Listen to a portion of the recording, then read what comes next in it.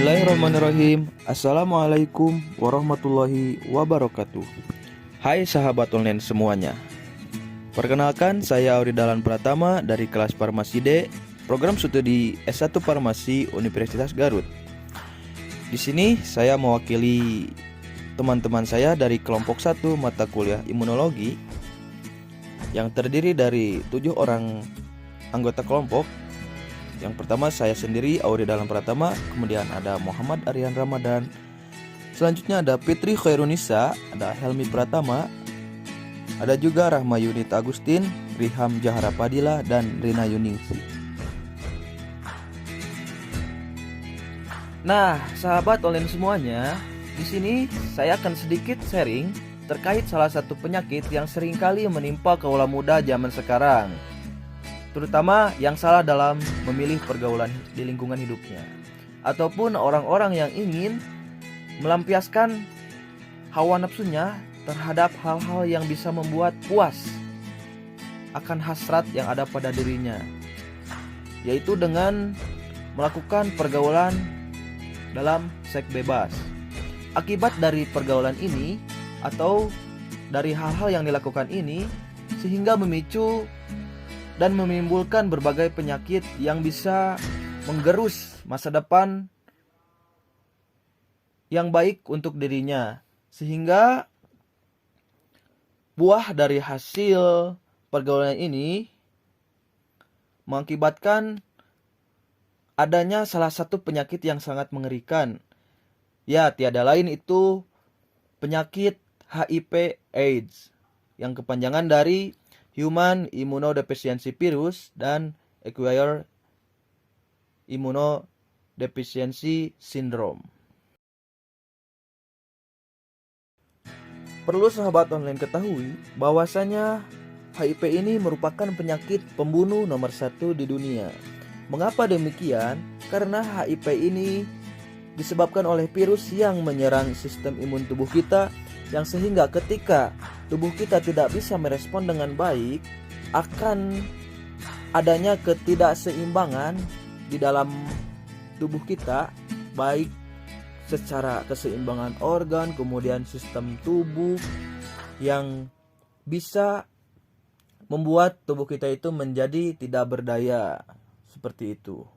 Karena menurut data dari WHO pada tahun 2017 yang menyatakan bahwa sebanyak 940.000 orang meninggal karena penyakit HIV ini. Kemudian, apa saja yang akan kami bahas pada kesempatan kali ini terkait salah satu penyakit yang bisa dikatakan mengerikan? Kami akan membahas yang pertama berkaitan dengan definisi secara umum dari HIV AIDS. Yang kedua, bagaimana mekanisme pada HIV AIDS.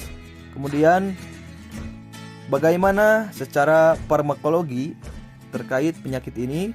Yang terakhir, ada apa saja terapi yang bisa dilakukan pada HIV AIDS ini. Masuk pada pembahasan yang pertama terkait definisi dari HIV AIDS ini. Menurut Cokronegoro, tahun 2003, Human Immunodeficiency Virus atau HIV adalah virus yang dapat menyebabkan AIDS. Virus ini ditemukan oleh Montagnier, seorang ilmuwan Prancis dari Institut Pasteur Paris 1983, yang mengisolasi virus dari seorang penderita dengan gejala limfadenopati, sehingga pada waktu itu dinamakan Lymphadenopathy Associated Virus atau LAV. Kemudian untuk pengertian AIDS, menurut CDC, Centers for Disease Control and Prevention, lebih melihat pada gejala yang ditimbulkan pada tahapan perubahan penderita HIV AIDS, yaitu pada orang dewasa atau remaja umur 13 tahun atau lebih, adalah terdapatnya suatu dari beberapa keadaan yang menunjukkan imunosupresi berat yang berhubungan dengan infeksi HIV, seperti pneumocystis carinipneumonia atau PCP. Suatu infeksi paru yang sangat jarang terjadi pada penderita yang tidak terinfeksi HIV, mencakup infeksi oportunistik yang jarang menimbulkan bahaya pada orang yang sehat. Selain infeksi dan kanker, dalam penetapan CDC 1993 juga termasuk encephalopathy, sindrom kelelahan yang berkaitan dengan AIDS, dan hitungan CD4 kurang dari 200 per mililiter. Nah, AIDS tersendiri singkatan dari Acquired Immune Deficiency Syndrome, yang merupakan kumpulan dari gejala dan infeksi atau biasa disebut sindrom yang diakibatkan oleh kerusakan sistem kekebalan tubuh manusia karena virus HIV. Sementara HIV singkatan dari Human Immunodeficiency Virus, yang merupakan virus yang dapat melemahkan kekebalan tubuh pada manusia. Kasus HIV/AIDS ini merupakan suatu kasus yang sangat fatal di masyarakat, di mana setiap penderita akan berakhir dengan kematian. Jumlah penderita HIV/AIDS dapat digambarkan sebagai fenomena gunung es, yaitu jumlah penderita yang dilaporkan jauh lebih kecil daripada jumlah sebenarnya. Ini kutipan dari Departemen Kesehatan Republik Indonesia pada tahun 2013. Kemudian masuk pada pembahasan yang kedua berkenaan dengan penyakit HIV/AIDS dilihat dari kacamata farmakologinya. Secara farmakologi, ada beberapa obat yang bisa menimbulkan efek farmakologi terhadap penyakit ini. Yang pertama, ada terapi antiretroviral atau ARV. Dikutip dari Nursalam dan Ninuk tahun 2013, terapi ini berfungsi untuk memperlama atau menghambat perkembangan dari virus HIV, sehingga perkembangan menuju AIDS bisa dalam waktu lama. Pengobatan biasanya dimulai ketika CD4 menurun.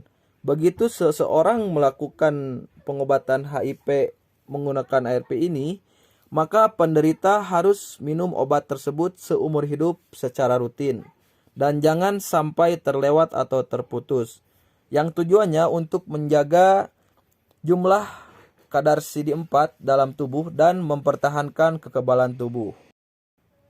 Yang kedua, golongan obat dari ARV. Menurut Desmawati, tahun 2013 dijelaskan ada beberapa golongan dari obat ARV. Antara lain yaitu golongan yang pertama ada Nucleoside Reverse Transcriptase Inhibitor atau NRTI. Jenis-jenis dari golongan ini berdasarkan nama generiknya ada Zidopudin, Didanosin, Zalgetabin, Stapudin, Lamipudin, dan Abacavir Tenofovir. Golongan yang kedua masih golongan yang sama, yaitu golongan Nucleotide Reverse Transcriptase Inhibitor, yang termasuk pada golongan ini adalah Tenofovir atau TDF. Kemudian golongan yang ketiga yaitu Non-Nucleoside Reverse Transcript Inhibitor. Golongan ini bekerja dengan menghambat proses perubahan RNA menjadi DNA dengan mengikat reverse transkriptase sehingga tidak berfungsi. Golongan non-nucleoside reverse transcript inhibitor berdasarkan nama generiknya, yang pertama ada Nevirapin, kemudian ada Delafirdin, yang ketiga ada Epavirenz, dan yang keempat ada protease inhibitor atau PI. Selanjutnya ada obat-obat yang masih masuk kepada golongan non-NRTI yang bisa menghalangi kerja enzim protease yang berfungsi memotong DNA yang dibentuk oleh virus dengan ukuran yang besar untuk memproduksi virus baru. Contoh dari golongan obat ini adalah yang pertama ada Indinavir atau IDV, kemudian Nelfinavir atau NFV. Selanjutnya ada Suquinavir, selanjutnya ada Ritonavir, Amfrenavir, Lefonavir atau Ritonavir LPV atau R. Kemudian golongan yang terakhir dari obat ARV adalah fusion, di mana fusion ini menghambat menempelnya virus dengan sel limfosit melalui sel CD4. Fusion inhibitor ini yang termasuk golongan pada fusion adalah Enfuvirtide atau T20C, vaksin dan rekonstruksi imun. Tantangan terapeutik untuk pengobatan AIDS tetap ada. Sejak agen penyebab infeksi HIV dan AIDS dapat diisolasi, pengembangan vaksin telah diteliti secara aktif. Upaya-upaya rekonstruksi imun juga sedang diteliti dengan agen tersebut seperti interferon. Penelitian yang akan datang tidak diragukan lagi untuk inhibitor menghasilkan obat-obat tambahan dan protokol tindakan terhadap penyakit ini. Pembahasan selanjutnya berkenaan dengan mekanisme pada HIV AIDS ini. Virus ini hanya menyebar dan bekerja pada tubuh manusia. Dialah penyebab imunodefisiensi alias perusak sistem kekebalan dengan cara membuat daya tahan tubuh kita berkurang atau menurun. HIV di dalam tubuh bersifat menghancurkan sel-sel penting yang bertugas melawan penyakit. Tubuh yang kekurangan sistem kekebalan tidak dapat terlindungi dari penyakit. Virus ini memproduksi dengan cara mengambil alih sel tubuh yang diinfeksinya. Pendeknya, HIV adalah virus yang masuk ke dalam tubuh dan melemahkan sistem kekebalan yang jika terus memburuk akan membawa pengidap HIV pada kondisi AIDS, yakni kondisi hilangnya sistem pertahanan tubuh. Sehingga semua jenis infeksi dapat masuk dan akhirnya mengakibatkan kematian. Nah, perlu sahabat online semua ketahui bahwasanya tubuh manusia mempunyai sistem kekebalan yang sering disebut sebagai sel darah putih.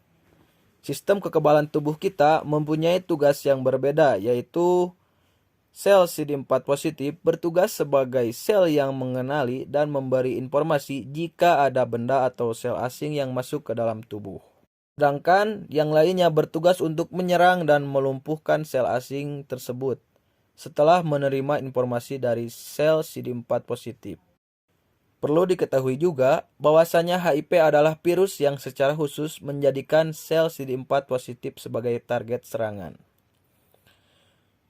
Ketika HIV masuk ke dalam tubuh dan mencari sel CD4 positif, kemudian virus ini masuk ke sel CD4 positif untuk melumpuhkan dan menguasainya dengan cara memperbanyak diri di dalam sel CD4 positif ini. Sel-sel HIV baru yang telah menjadi banyak, kemudian keluar dan mencari sel CD4 positif lainnya dan mengulanginya dengan proses yang sama. Ketika sel-sel penyerang datang dan menghancurkan sel CD4 positif yang telah terinfeksi HIV, namun sel-sel HIV yang baru telah menjadi banyak dan cepat mencari sel-sel CD4 positif dan memperbanyak diri lagi di dalamnya. Setelah melewati beberapa waktu, tubuh akan semakin banyak kehilangan sel-sel CD4 positif dan sistem kekebalan tubuh akan menjadi sangat lemah. Itu terjadi karena tugas sel CD4 untuk mengenali sel-sel asing yang masuk ke dalam tubuh telah dikalahkan oleh virus HIV. Karena sel-sel CD4 positif akan berkurang dan terus berkurang di dalam tubuh ketika HIV yang baru di dalam tubuh banyak. Maka tubuh tidak bisa lagi menerima informasi yang cukup dan membentuk sel-sel penyerang yang dibutuhkan. Dalam keadaan seperti inilah berbagai jenis penyakit dapat masuk ke dalam tubuh tanpa dapat dikenali dan dilawan. Yang akhirnya rata-rata pengidap HIV berujung pada kematian. Makanya teman-teman sekalian harus sangat bisa menjaga terhadap tubuhnya, terutama kita harus menjaga dari pergaulan-pergaulan yang jelek seperti itu teman-teman, yang sehingga ketika kita bisa menjaga dari pergaulan seks bebas ini yang bisa menimbulkan HIV ini, masa depan yang kita inginkan, kemudian apa-apa saja yang kita inginkan bisa direalisasikan ketika tubuh kita sehat. Nah, masuk pada pembahasan yang terakhir terkait terapi apa sajakah yang bisa menimbulkan efek terapi terhadap penyakit HIV/AIDS ini. Sebenarnya perlu sahabat online semuanya ketahui juga bahwasanya tidak ada obat yang dapat sepenuhnya menyembuhkan HIV/AIDS. Perkembangan penyakit dapat diperlambat namun tidak dapat dihentikan sepenuhnya. Kombinasi yang tepat antara berbagai obat-obatan antiretroviral dapat memperlambat kerusakan yang diakibatkan oleh HIV ini pada sistem kekebalan tubuh dan menunda awal terjadinya AIDS. Pengobatan dan perawatan yang ada terdiri dari sejumlah unsur yang berbeda, meliputi konseling dan tes mandiri atau PCT, dukungan bagi pencegahan penularan HIV, konseling tidak lanjut, saran-saran mengenai makanan dan gizi, pengobatan IMS, pengelolaan efek nutrisi, pencegahan dan perawatan infeksi oportunistik atau IOS, dan pemberian obat-obatan antiretroviral. Terapi yang bisa saja dilakukan untuk menghambat atau memperlama dalam virus HIV ini yaitu dengan penggunaan ARV dalam berbagai kombinasi 3 atau lebih dari obat-obatan ini yang menunjukkan dapat menurunkan jumlah kematian dan penyakit yang terkait dengan AIDS secara dramatis. Walau bukan solusi penyembuhan, tetapi kombinasi dari terapi ARV ini dapat memperpanjang hidup orang penyandang HIV positif, membuat mereka lebih sehat dan hidup lebih produktif dengan mengurangi paremia jumlah HIV dalam darah dan meningkatkan jumlah sel-sel CD4 atau sel-sel darah putih yang penting bagi sistem kekebalan tubuh.